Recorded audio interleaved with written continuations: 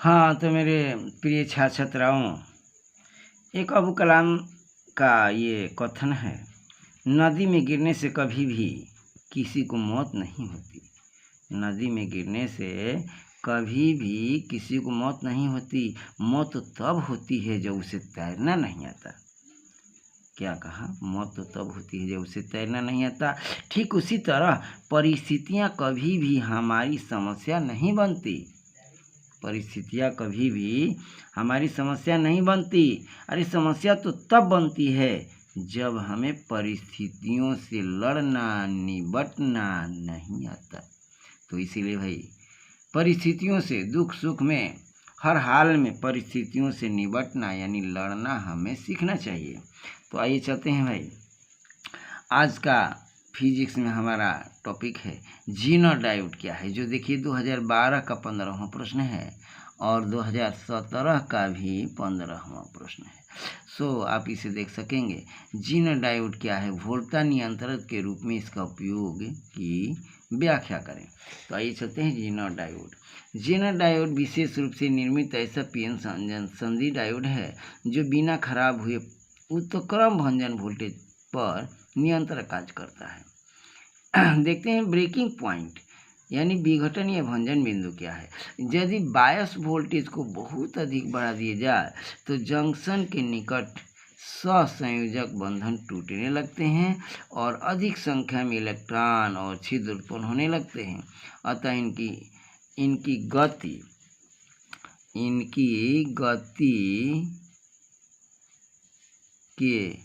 इनकी गति के कारण अचानक तेजी से धारा बढ़ती है और इसे ब्रेकिंग पॉइंट कहते हैं।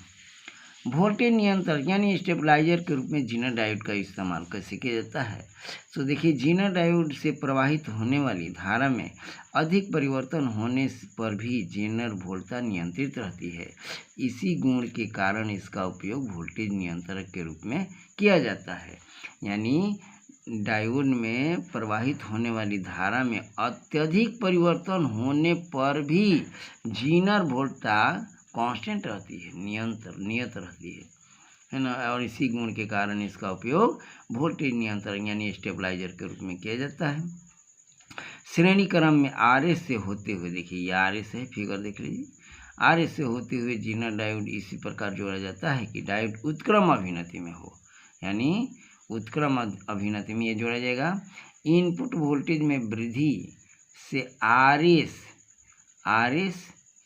तथा जीनर डायोड की धारा बढ़ती है और इसे जीनर डायोड के सिरों के पर वोल्टेज में परिवर्तन हुए बिना आरएस के सिरों पर वोल्टा में वृद्धि हो जाती है।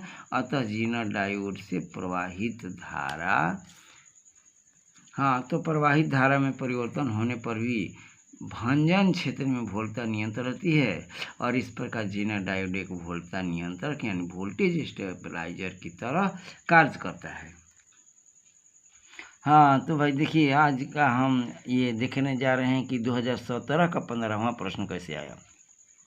प्रकाश उत्सर्जक डायोड क्या है और इसके उपयोग को लिखे। प्रकाश उत्सर्जक डायोड यानी एलईडी, जिसका फुल फॉर्म है लाइट इमिटिंग डायोड। एल से हुआ लाइट और ई से इमिटिंग और डी से डायोड। तो प्रकाश उत्सर्जक डायोड एक पीएन जंक्शन डायोड है जो अग्र अभिनति यानी फॉरवर्ड बाइस में प्रकाश उत्सर्जित करता है। यह किसी अर्धचालक जैसे गैलियम आर्सेनाइड इंडियम फास्फाइड से बना होता है। ये लाल, नीला, नारंगी, हरा, नीला इत्यादि प्रकाश उत्सर्जित करते हैं, यानी रंग बिरंगी प्रकाश से उत्सर्जित करते हैं और इनका उपयोग किया जाता है तापदीप्त बल्बों के बदले में, क्योंकि ऊर्जा की खपत कम होती है। एलईडी का उपयोग जो होता है ना, तो उससे ऊर्जा की खपत कम होती है और लाइट अच्छा आता है तथा आयु भी अधिक होती है। तो इनका प्रथम उपयोग हो गया। दूसरा उपयोग इसमें देखिए, इलेक्ट्रॉनिक युक्तियों में इसका उपयोग होता है, जैसे म्यूजिक सिस्टम, कैलकुलेटर, है ना। इसके बाद शादी वगैरह में भी इसे सजाया जाता है और ये बहुत ही आकर्षक लगता है। इनके आकर्षण के लिए रंग बिरंगी बनाए जाते हैं और इसका इस तरह से फिगर देख लिया जाए, यही एलईडी का यानी फिगर है। हाँ हाँ भाई, तो अब देखने वाले हैं सौर सेल, सोलर सेल क्या है। 2021 का चौथा प्रश्न है, सोलर सेल यानी सौर सेल क्या है, इनको समझाना है। तो सौर सेल एक पीएन जंक्शन डायोड है जो सौर ऊर्जा को सीधे विद्युत ऊर्जा में रूपांतरित करता है। यानी सौर सेल जो है, सोलर बैटरी, वो क्या करता है कि सूरज की ऊर्जा को सीधे विद्युत ऊर्जा में बदल देता है। सिद्धांत क्या है, यह प्रकाश विद्युत प्रभाव के सिद्धांत पर कार्य करता है। यानी सौर सेल प्रकाश विद्युत प्रभाव के सिद्धांत पर कार्य करता है। इसमें पी तथा एन भाग को पतला बनाया जाता है जिससे कि आपतित सौर विकिरण का अवशोषण नहीं के बराबर हो।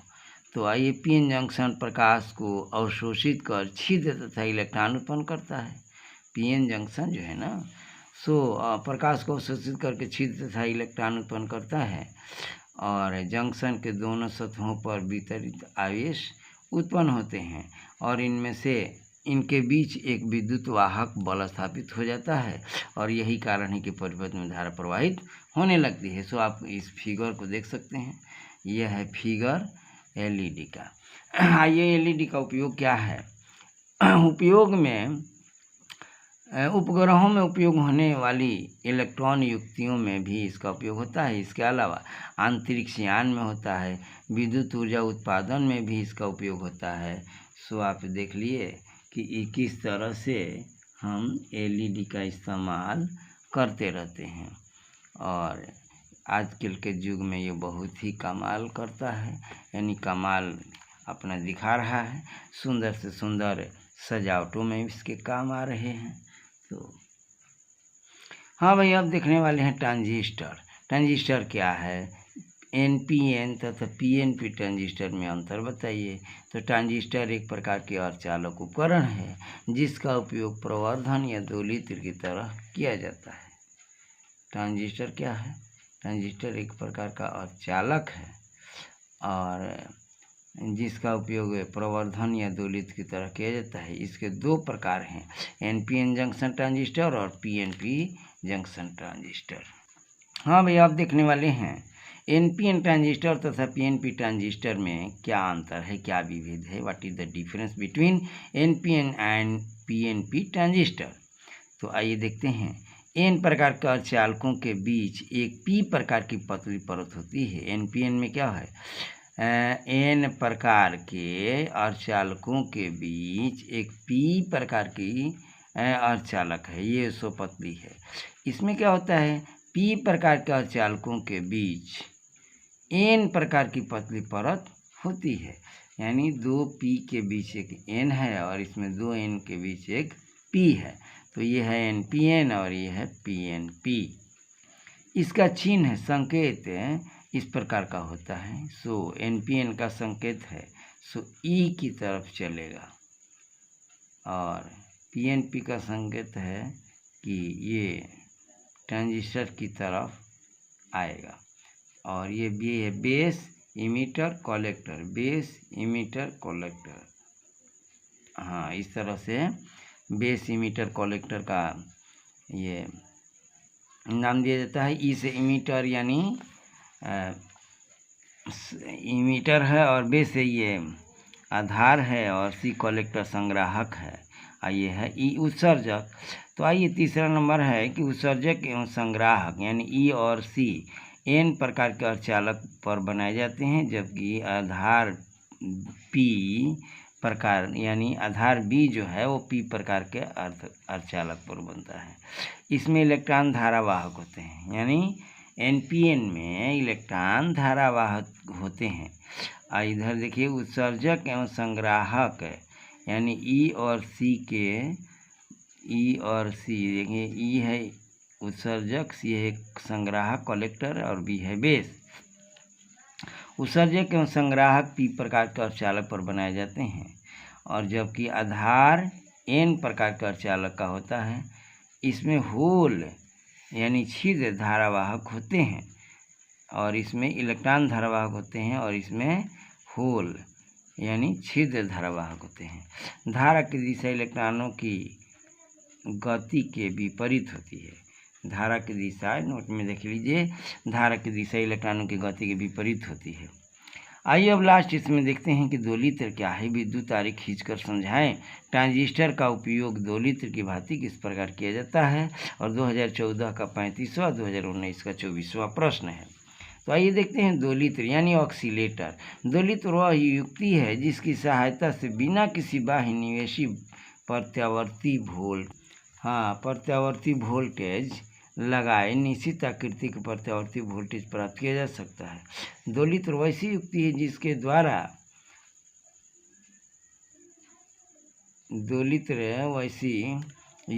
जिसके द्वारा उच्च आवृत्ति के वोल्टेज उत्पन्न किया जाता है ना, स्थिर आयाम और उच्च वोल्टेज की आवृत्ति उत्पन्न किया जाता है। इसके 3 भाग होते हैं। दोलनी परिपथ यानी टैंक सर्किट दोलनी पथ है। इसमें एल तथा सी समांतर क्रम में जुड़े रहते हैं। सो एल और सी ये समांतर क्रम में जुड़े रहते हैं। सी चार्ज होकर डिस्चार्ज होता है एवं एल और एच चुंबकीय क्षेत्र में रेखाएं पैदा होती हैं। पूर्ण रूप से सी डिसरिचार्ज न हो जाए, इसके विपरीत दिशा में आवेशों के प्रवाह से चार्ज होने लगता है। इस प्रकार डैम्प्ड ऑक्सीलेशन प्राप्त होती है और इसे टैंक सर्किट कहते हैं। डैम्प्ड ऑक्सीलेशन प्राप्त होती है। आइए देखिए दूसरा, एक डीसी ऊर्जा का स्रोत होता है जिससे परिपथ में होने वाले ऊर्जा को क्षति या भरपाई की जा सकती है और जिससे दोलन की सहायता के लिए स्रोत द्वारा यही काल में ऊर्जा की आपूर्ति हो सके। तो ट्रांजिस्टर एक दोलित्र के रूप में कार्य कर सकता है। जब पर्याप्त प्रवर्धन प्राप्त हो, टैंक परिपथ में होने वाली ऊर्जा की क्षति की भरपाई हो सके, जब के दबाया जाता है तो संग्राहक धारा में वृद्धि होती है तथा संधारित्र सी आवेशित होने लगता है। जब संधारित्र पूर्ण रूप से आवेशित हो जाता है तो फिर आवेश विसर्जित होने लगता है। तब तक पूर्ण रूप से अनावेशित न हो सके। इस प्रकार से पूरा चक्र फिर से दोहराया जाता है और दोलनों की आवृत्ति एल बराबर दोलनों की आवृत्ति इस प्रकार पूरा चक्र से दोहराया जाता है कि दोलनों की आवृत्ति न्यू भी बराबर 1/2 पाई √LC प्राप्त होती है। हाँ तो भाई, अगर आपको ये नोट्स के रूप में मैं बना करके दे रहा हूँ शॉर्टकट में, आपको ये अगर फ़ायदेमंद लगता हो तो थोड़ा लाइक कर दें, सब्सक्राइब करें और साथ साथ अपने साथियों को भी इसका लाभ पहुंचाने के लिए आमंत्रित करें। तो धन्यवाद बच्चों।